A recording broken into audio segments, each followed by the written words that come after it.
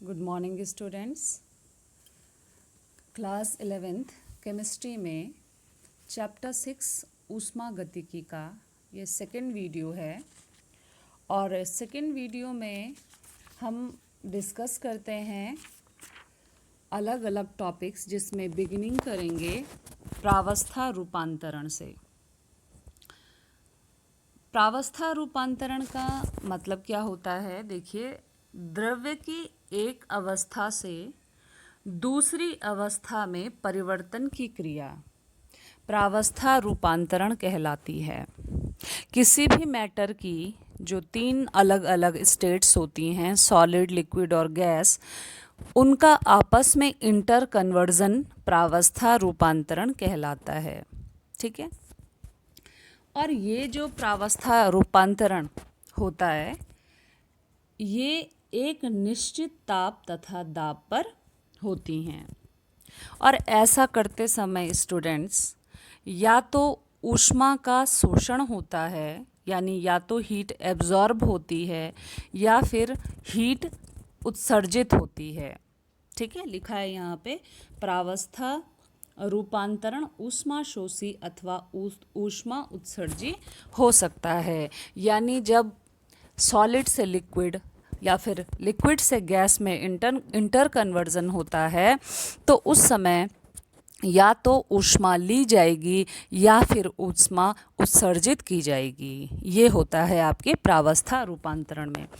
अब अलग अलग प्रावस्था रूपांतरण कौन कौन से हैं, इनमें से फर्स्ट पॉइंट हम बिगिन करते हैं।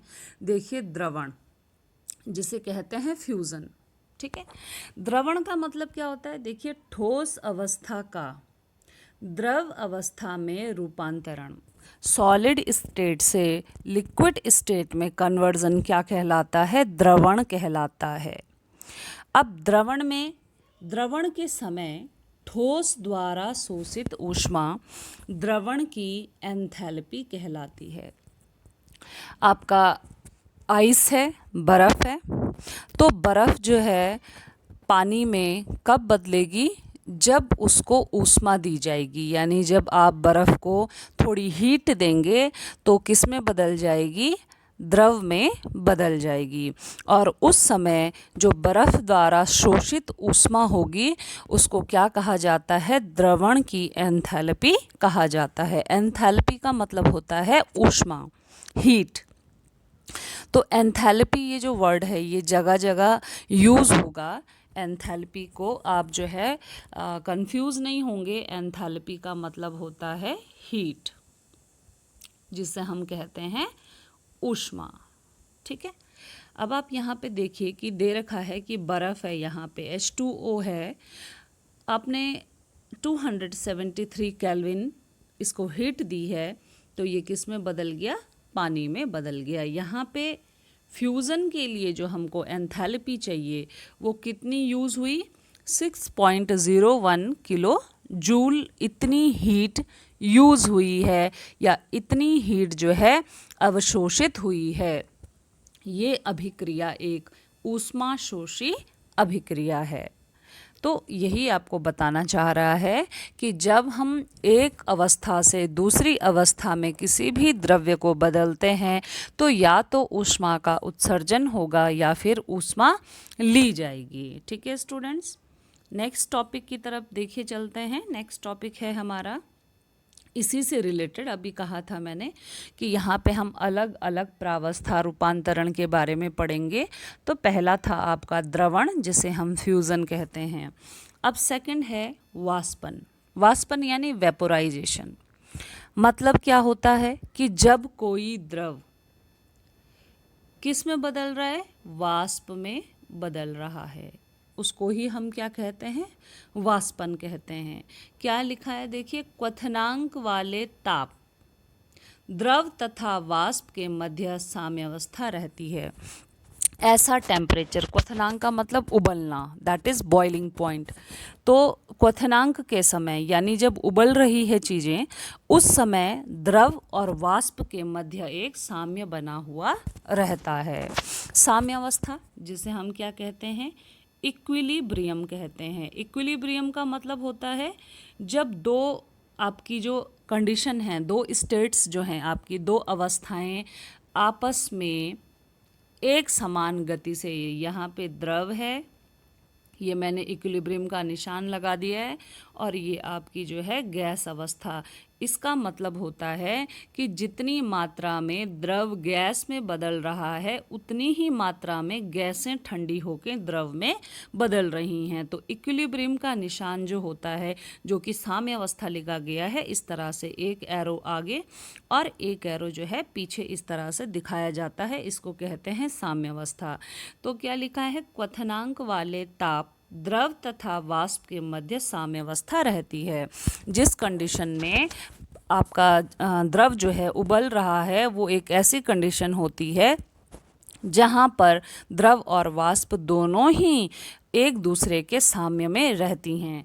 तो शोषित ऊष्मा को, अब उस समय आपको मालूम है कि अगर आपको किसी द्रव या किसी जल को क्वथनांक तक उसको ले जाना है, उसको उबालना है, तो आपको ऊष्मा देनी पड़ेगी, और उसको ही कहा जाता है वाष्पन की एंथैल्पी। ठीक है, वाष्पन की एंथैल्पी।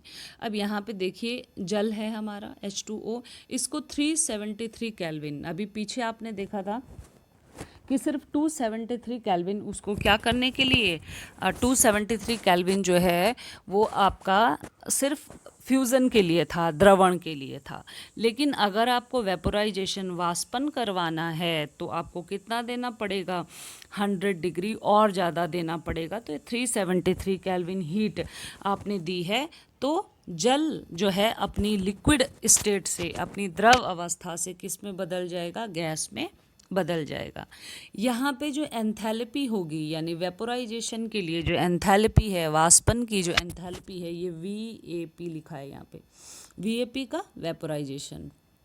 ये जो एंथैल्पी है ये कितनी होगी, 40.7 किलो जूल, इतनी हीट एब्जॉर्ब होगी इस रिएक्शन में।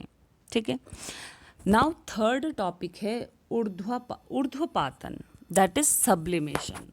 ठीक है, सब्लिमेशन क्या होता है, जहाँ पे सॉलिड स्टेट से डायरेक्ट कन्वर्जन होता है गैसियस स्टेट में, ठोस का सीधे गैसीय अवस्था में परिवर्तन, सॉलिड स्टेट से सीधे गैसियस स्टेट में कन्वर्जन जो होता है, सॉलिड है और सीधे आपने इसको हीट दी तो ये गैस में कन्वर्ट हो गया, ये कहलाता है आपका ऊर्ध्वपातन। अब क्या है, इस क्रिया में ये वाली भी जो प्रोसेस होती है, इसमें ऊष्मा का जो परिवर्तन होता है या शोषण जो होता है, शोषित ऊष्मा क्या कहलाती है, ऊर्ध्वपातन की एंथैल्पी कहलाती है। ठीक है, एग्जाम्पल दे रखा है आयोडीन। आयोडीन या कैम्फर आप जानते हैं, कपूर जिसे हम कहते हैं। तो आयोडीन जो है सॉलिड स्टेट में है, S जहाँ पे भी लिखा होता है मतलब सॉलिड स्टेट। लिक्विड के लिए लिखा रहता है, द्रव के लिए L लिखा रहता है लिक्विड स्टेट, और गैसों के लिए लिखा रहता है G, ऐसे करके तो आप समझ जाएंगे कि क्या लिखा हुआ है। आयोडीन है सॉलिड स्टेट में, और आपने उसको हीट दी, हीट से वो किस में बदल गया, आयोडीन के गैसियस मॉलिक्यूल्स में बदल गया है, गैस लिखा है। तो यहाँ पे जो ऊर्ध्वपातन की एंथैल्पी है लिखा है डेल्टा। डेल्टा का यूज़ हमेशा किया जाता है चेंज, परिवर्तन को दिखाने के लिए। डेल्टा सब, सब का मतलब सब्लिमेशन, और H इज़ फॉर एंथैल्पी। मैंने कहा था एंथैल्पी का मतलब हीट होता है।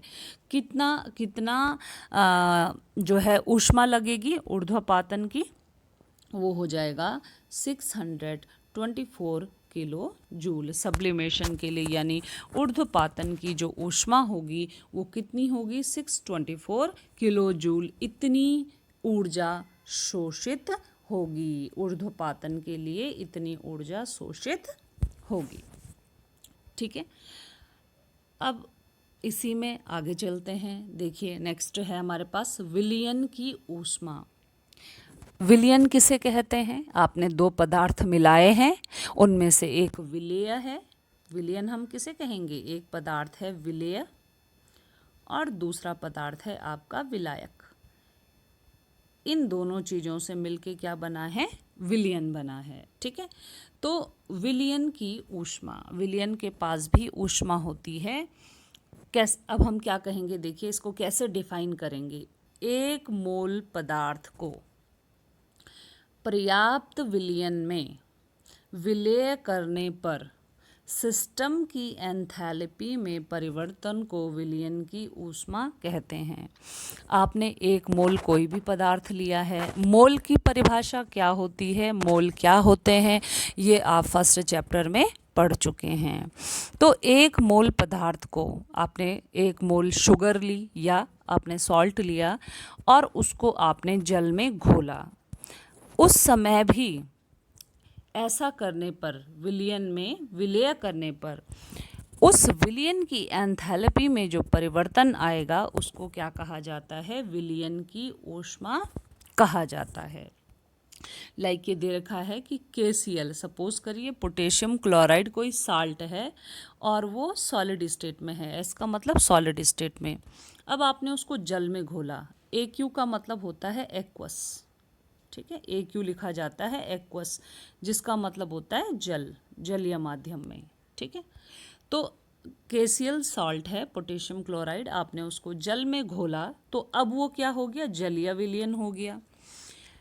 ऐसे समय एंथैल्पी में परिवर्तन या एंथैल्पी जो ऊष्मा ली गई है वो कितनी है, 18.6 किलो जूल। अगर ऊष्मा का अवशोषण हो रहा है तो उसको पॉजिटिव करके दिखाया जाता है, और अगर ऊष्मा का उत्सर्जन हो रहा है तो उसको नेगेटिव साइन से दिखाया जाता है। तो यहाँ पे जो ऊष्मा ली गई है वो कितनी है, 18.6 किलो जूल, उसको कहते हैं विलयन की ऊष्मा। यानी जब किसी भी पदार्थ के एक मोल को पर्याप्त विलयन में घोला जाता है तो उस समय एंथैल्पी में परिवर्तन को कहा जाता है विलयन की ऊष्मा। फिर एक होती है आयनन की ऊष्मा। इसका मतलब क्या होता है, आयनन का मतलब क्या होता है, आयनों में टूट जाना। देखिए, एक मोल लवण के पर्याप्त जल में पूर्णतः विलयशीलता के समय ऊष्मा परिवर्तन का मान आयनन की ऊष्मा कहलाती है। ये आपका एक मोल है पोटेशियम क्लोराइड, हमने इसका एक मोल लिया है और इसको पर्याप्त जल में घोला है, तो उस समय ये विभक्त हो जाएंगे, क्योंकि ये आयनिक पदार्थ है, ये अपने आयनों में विभक्त हो जाएगा।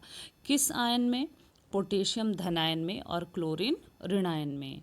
तो आयनों में विभक्त होना, किसी आयनिक पदार्थ का आयन में विभक्त होना कहलाता है आयनन की ऊष्मा, और ये ठीक उसी के बराबर होगी जो आपकी क्या थी, विलयन की ऊष्मा थी, दैट इज 18.6 किलो जूल।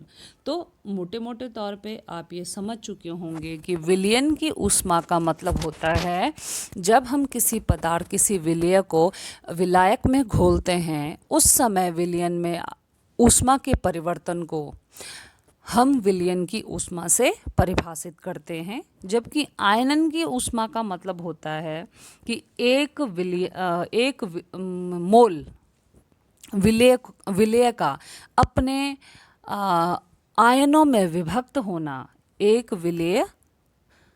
मोल विलय का अपने आयनों में विभक्त होना, और ऐसे करने में ऊष्मा में आए परिवर्तन को आयनन की ऊष्मा कहा जाता है। ये छोटी छोटी टर्म्स हैं जो आपको पता होनी चाहिए। अब देखिए, ऊष्मा, हीट क्या होता है, इसको आप किस तरह से डिफाइन करते हैं, खासकर थर्मोडायनेमिक्स में, क्योंकि ऊष्मा से तो आप बहुत अच्छे से परिचित हैं, हीट क्या होती है, लेकिन थर्मोडायनेमिक्स में या ऊष्मा गतिकी में इसको किस तरह से डिफाइन किया जाता है वो आप देखिए। जब एक तंत्र और परिवेश आप पढ़ चुके हैं, जब एक तंत्र तथा उसका परिवेश, यानी ऐसा कोई आपका सिस्टम और उसके आसपास का सराउंडिंग विभिन्न तापों पर स्थित होते हैं, वो अलग अलग डिफरेंट टेम्परेचर्स में होते हैं, तो उनके मध्य ऊर्जा के विनिमय के स्वरूप को ऊष्मा कहा जाता है। तो उस समय उनके बीच हीट का जो इंटर कन्वर्जन होता है उसी को हम क्या कहते हैं, ऊष्मा कहते हैं। आपका जो सिस्टम है और आपकी जो सराउंडिंग है उन दोनों के बीच में, और ऐसा कब होता है, हीट ऊष्मा का आदान प्रदान, इंटर कन्वर्जन, इसको हम विनिमय, एक्सचेंज जिसे कहेंगे। विनिमय का मतलब होता है एक्सचेंज करना, हम उसको कह सकते हैं अदला बदली करना। तो किसी भी सिस्टम का और सराउंडिंग के बीच में ऊष्मा का विनिमय तब होता है जब उन दोनों के ऊष्मा या जब उन दोनों के तापों में अंतर हो, यानी वो जिस कंडीशन में है उसके टेम्परेचर में अंतर हो। आपके हाथ ठंडे रहते हैं तो कोई गर्म चीज़ है, आप अगर उससे लगा लेंगे, हाथों को चिपका लेंगे, तो आपके थोड़ी देर में उस गर्म वस्तु की जो ऊष्मा होगी वो आपके हाथों तक पहुंच जाएगी। या हम कह सकते हैं कि गर्म वस्तु ने अपनी जो ऊष्मा है वो आपको विनिमय कर दी, दे दी, एक्सचेंज हो गई। आपके हाथों की जो ठंड है वो उस वस्तु में ट्रांसफ़र हो जाएगी और वो आपको हीट दे देगी। ठीक है, तो यही यहाँ पर डिफाइन किया गया है कि जब एक तंत्र तथा उसका परिवेश विभिन्न तापों पर स्थित होते हैं तो उनके मध्य ऊर्जा के विनिमय के स्वरूप को क्या कहा जाता है, ऊष्मा कहा जाता है। अब किसी तंत्र द्वारा ग्रहण की गई अथवा त्यागी गई ऊष्मा, कोई तंत्र है, कोई सिस्टम है, अगर उसके द्वारा ऊष्मा को ग्रहण किया गया है तो, या फिर दो ही रीज़न हो सकते हैं कि किसी सिस्टम द्वारा या तो ऊष्मा को ग्रहण किया जाए या फिर दे दिया जाए, तो इसको क्यू से, यानी हीट को, थर्मोडायनेमिक्स में हीट को क्यू से डिफाइन करते हैं। तो तंत्र द्वारा अवशोषित ऊष्मा, अगर अवशोषण हुआ है तो पहले भी मैंने बताया था पॉजिटिव साइन से डिनोट करते हैं, और अगर उत्सर्जित हुई है तो उसको नेगेटिव साइन से डिनोट करते हैं।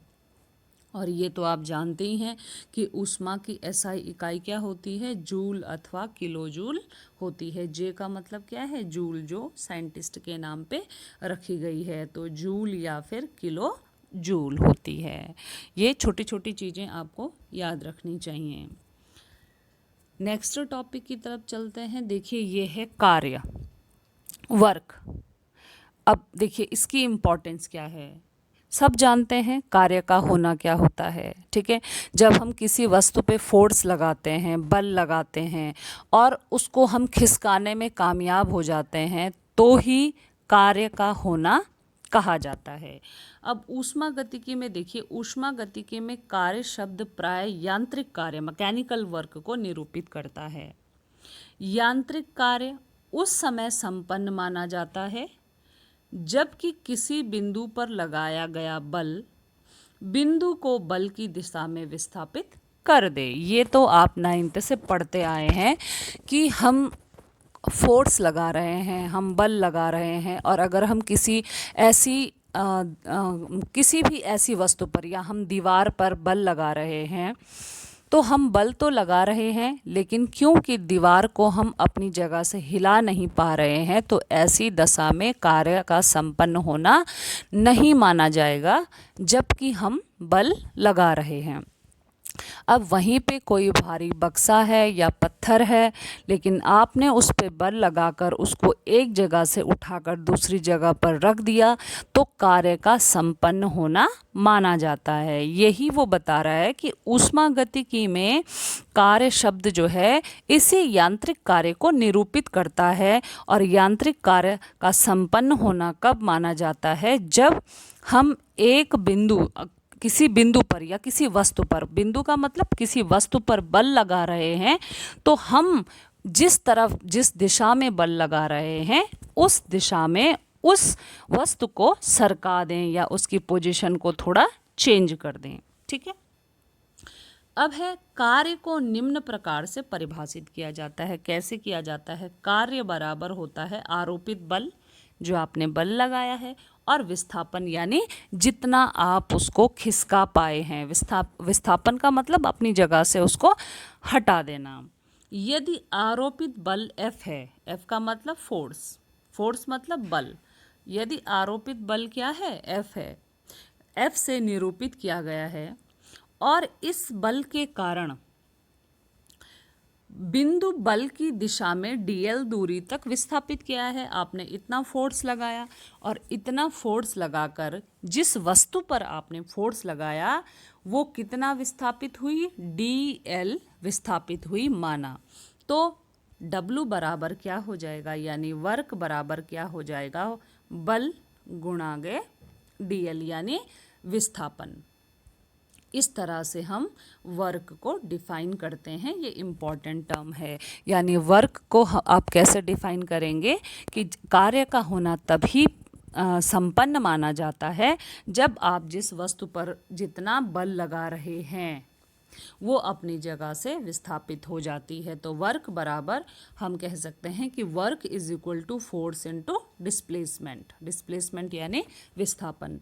और याद रखिएगा कि ऊष्मा हो या फिर कार्य हो, दोनों की ही एसआई मात्रक क्या होती है, जूल होता है। तो ऐसा भी पूछा जाता है कि ऐसी कौन सी दो राशियां हैं जिनका मात्रक क्या है, जूल है। तो आपको मालूम है कि ऊष्मा और कार्य दोनों का ही मात्रक क्या होता है, जूल होता है। Come to the next point. बहुत बहुत इम्पॉर्टेंट ये टॉपिक्स हैं और इनको आप आराम से देखिए। इसमें है ऊष्मा गतिकी का प्रथम नियम, that is the first law of thermodynamics. ऊष्मा गतिकी का प्रथम नियम बहुत इजी है और आप पहले भी पढ़ चुके हैं। ये नियम बताता है law of conservation of energy, यानी ऊर्जा के संरक्षण का नियम। इसको अलग अलग साइंटिस्ट ने अलग अलग परिभाषित किया है। तो इसमें से जो पूरा इसको डिफाइन कर पाती है वो मैंने यहाँ पे लिखने की कोशिश की है। क्या कहा गया है इस नियम के बारे में कि ऊर्जा का ना तो सृजन संभव है और ना ही विनाश।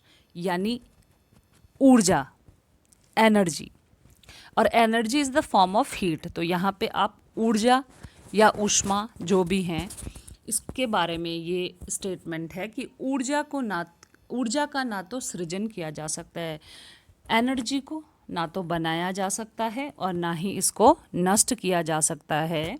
एनर्जी एक रूप से दूसरे रूप में परिवर्तित होती है। यानी law of conservation of energy आपको बताता है कि ऊर्जा को हम ना तो बना सकते हैं ना ही उसको नष्ट कर सकते हैं, ये सिर्फ अपने रूप बदलती है। एनर्जी क्या होती है, कभी हमेशा अपने रूप बदलती है। हीट एनर्जी है, लाइट एनर्जी है, केमिकल, मैकेनिकल, जो भी एनर्जीज़ हैं ये क्या होती हैं, इंटर कन्वर्जन होता रहता है इनमें। तो इससे क्या निष्कर्ष निकलता है कि ब्रह्मांड की कुल ऊर्जा का मान स्थिर है। इससे हमें क्या कंक्लूजन मिलता है, अगर कहा गया है कि ऊर्जा को ना हम बना सकते हैं ना नष्ट कर सकते हैं और ये अलग अलग रूपों में क्या होती है, परिवर्तित होती रहती है, तो इससे निष्कर्ष निकलता है कि ब्रह्मांड की कुल ऊर्जा का मान क्या है, स्थिर है। ठीक है, ये आपका पहला नियम है ऊष्मा गतिकी का और सिंपल नियम है, तो आई होप आपको समझ भी आ चुका होगा। अब इस नियम की कुछ सीमाएं थीं, उस सीमाओं को हम यहाँ पे डिस्कस कर लेते हैं कि इसने क्या बताया। कभी कभी पूछा जाता है ये, तो ऊष्मा गति के जो प्रथम नियम था उसकी सीमाएं क्या थी। फर्स्ट पॉइंट, ऊष्मा गतिकी का प्रथम नियम ऊष्मा के प्रवाह की दिशा पर कोई प्रतिबंध आरोपित नहीं करता है। यानी फर्स्ट जो नियम था ये हमको ये नहीं बता पाता है कि ऊष्मा का प्रवाह किस तरफ है, कौन सी दिशा में है। स्टूडेंट्स आप याद रखेंगे कि ऊष्मा हो या ऊर्जा हो, ये दोनों ही ये एक ही रूप हैं। ठीक है, ऊष्मा है, ऊर्जा है, they two are the same forms.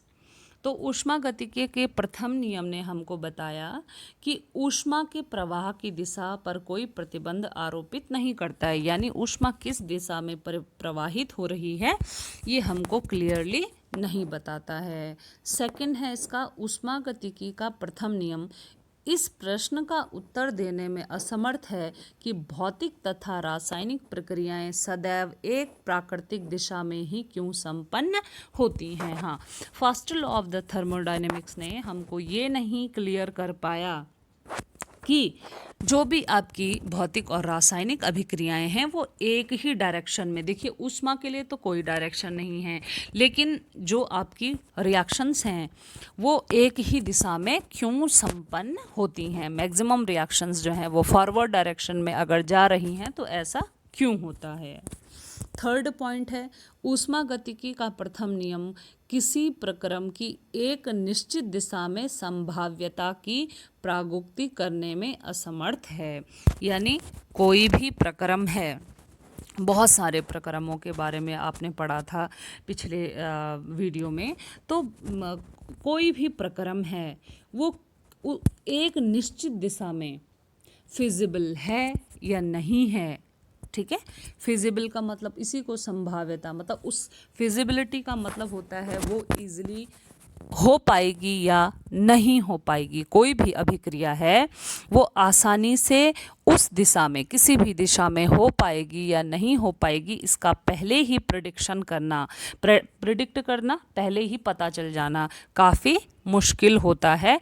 तो ये भी ऊष्मागतिकी का प्रथम नियम डिफाइन नहीं कर पाया। फोर्थ पॉइंट है ऊष्मागतिकी का प्रथम नियम यह बताने में असमर्थ है कि ऊष्मा ऊर्जा को पूर्ण रूपेण समतुल्य मात्रा में कार्य ऊर्जा में परिवर्तित करना क्यों संभव नहीं है। Yes, this is the most important point. ये चौथा वाला जो है कि ऊष्मा ऊर्जा यानी हीट एनर्जी जो होती है, हीट एनर्जी, ठीक है, हीट एनर्जी जो होती है पूर्ण रूपेण समतुल्य मात्रा में, उसी मात्रा में, यानी जितनी हीट एनर्जी है उसको वो उतनी ही मात्रा में कार्य ऊर्जा में यानी वर्क एनर्जी में ट्रांसफ़र क्यों नहीं हो पाती है। ठीक है, कहने का मतलब है कि जब भी आप कोई काम कर रहे हैं तो आपने क्या दे दी, उसको हीट एनर्जी दी है। तो हीट एनर्जी आपने जितनी भी दी है वो कभी भी वर्क एनर्जी के बराबर नहीं होती है, नहीं हो पाती है। ऐसा क्यों? जब हम हीट एनर्जी जितना दे रहे हैं वो टोटल उतना वर्क एनर्जी में कन्वर्ट क्यों नहीं हो पाती है, इसको भी first law of thermodynamics clear नहीं कर पाया। ठीक है, तो ये कुछ ड्रॉबैक्स थे ऊष्मागतिकी के प्रथम नियम के, जिसने ये सोचने पे मजबूर कर दिया कि इसके लिए एक द्वितीय नियम की भी आवश्यकता है। ठीक है, यानी ऊष्मागतिकी का प्रथम नियम के बाद अब दूसरा नियम भी होना चाहिए जो इन पॉइंट्स को कवर करे। कौन कौन से पॉइंट्स को? ये जो आपको बता दिए गए हैं।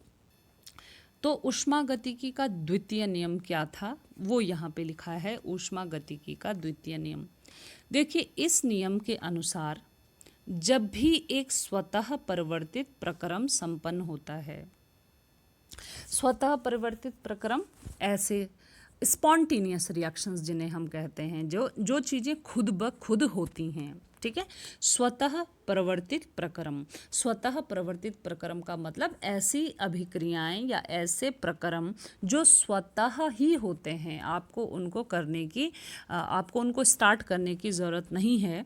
तो ये कह रहा है कि इस नियम के अनुसार जब भी एक स्वतः परिवर्तित प्रक्रम संपन्न होता है, यानी जब भी ऐसे प्रक्रम संपन्न होते हैं जो खुद ब खुद हो जाते हैं, तो ब्रह्मांड मतलब तंत्र तथा परिवेश की कुल एंट्रोपी में वृद्धि होती है। ऐसे में क्या होती है? एंट्रोपी में वृद्धि होती है। देखिए एक शब्द होता है आपका एंथैल्पी और एक होता है आपका एंट्रोपी। और एंट्रोपी क्या है? ये होती है डिग्री ऑफ रैंडमनेस। आप किसी भी वस्तु को आप देख लीजिए या किसी भी वातावरण में रह लीजिए, वहाँ पे क्या होता है, कुछ ना कुछ डिसऑर्डर, तो आप कितना भी सिस्टमेटिक रखने की कोशिश करिए लेकिन कुछ ना कुछ डिसऑर्डर ज़रूर होता है। उसी को हम कहते हैं एंट्रोपी। एंट्रोपी का मतलब एंट्रोपी, अभी ये आपके पास अलग से टॉपिक आएगा तब हम इसको अच्छे से डिस्कस करेंगे। एंट्रोपी का मतलब होता है डिग्री ऑफ रैंडमनेस। रैंडमनेस का मतलब होता है गड़बड़। किसी भी उसमें आपने कितना भी सही किया है तो किसी भी तंत्र में कितना डिग्री तक गड़बड़ है वो कहलाती है आपकी एंट्रोपी। तो ऊष्मागतिकी के द्वितीय नियम ने कहा कि जब भी कोई प्रक्रम स्वतः संपन्न हो जाता है तो ब्रह्मांड की कुल एंट्रोपी में क्या होती है, वृद्धि होती है, यानी रैंडमनेस में वृद्धि होती है। ठीक है, रैंडमनेस में वृद्धि होती है। या हम इसको दूसरी तरह से भी डिफाइन कर सकते हैं कि कोई परिवर्तन किए बिना ऊष्मा को पूर्ण रूपेण समतुल्य कार्य में परिवर्तित करना असंभव है। यही जो मैंने कहा था आपको, लास्ट पॉइंट जो था कि फर्स्ट लॉ ऑफ थर्मोडायनेमिक्स उसको क्लियर नहीं कर पाया, उसको ही ऊष्मागतिकी के द्वितीय नियम ने डिफाइन किया। ऊष्मागतिकी के द्वितीय नियम ने कहा कि बिना कोई परिवर्तन के, ऐसा तो हो ही नहीं सकता है कि कोई परिवर्तन ना हो। अगर आपको ऊष्मा को समतुल्य कार्य में, यानी जितनी आपने हीट दी है, अगर आपको उतना ही कार्य, उसको पूरा का पूरा हीट को वर्क में परिवर्तित करना है, तो ऐसा तो हो ही नहीं सकता कि कोई अन्य परिवर्तन उसमें ना हो। दैट मीन्स कि अगर आप चाहते हैं कि टोटल हीट टोटल वर्क में कन्वर्ट हो जाए तो एक कोई चेंज उसमें ज़रूर होगा, यानी बिना कोई परिवर्तन के ऊष्मा को आपको कुछ ना कुछ चेंज करना पड़ेगा। तो बिना कोई परिवर्तन के ऊष्मा को पूरी तरह से कार्य में परिवर्तित करना असंभव है। ये किसने कहा, सेकंड लॉ ऑफ थर्मोडायनेमिक्स ने कहा कि अगर आप चाहते हैं कि टोटल हीट टोटल वर्क में कन्वर्ट हो तो कोई ना दूसरा कोई परिवर्तन ज़रूर पैदा होगा या ज़रूर होगा। तो इस तरह से जो फर्स्ट लॉ ऑफ थर्मोडायनेमिक्स की जो कमियां थी उसको सेकंड लॉ ऑफ थर्मोडायनेमिक्स ने कुछ क्लियर किया। तो आज के वीडियो में हम इतना ही डिस्कस करते हैं। आप इसको रिपीट करके सुनेंगे